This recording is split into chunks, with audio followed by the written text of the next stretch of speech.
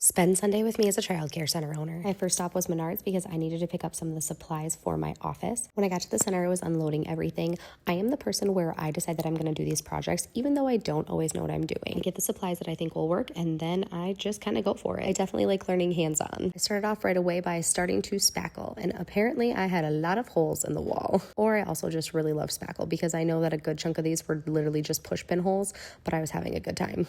Then it was time to start laying out and figuring out how far apart all of the boards were going to be. So I am making kind of like a half wall. So I went on to ChatGPT to see if it would be able to help me figure out what I needed to do for my spacing, but I could not figure out how to put the words into a way that it would understand. So that was kind of a useless thing. Then I just went back to my original way of calculating it and I laid the boards out, and I'm a visual person, so I made it happen. I knew that I didn't want to mess with like the bottom trim because that was already up. So I made sure that when I got the boards, I got the ones that were like 1/4 of an inch thick, so then I didn't have to do anything with them.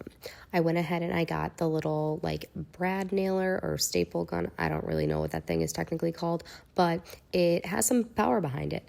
I got all of those boards stapled to the wall. And then I decided that I was just going to section out the rest of the room so that I could make sure that I actually had enough boards, because I knew what I had and I was a little freaked out that I was going to mess something up, because that's just also stereotypical Brie. There was 2 spots that I was going to need to have the boards cut down, so I was going to have my husband do that the next day because I didn't want to mess that up.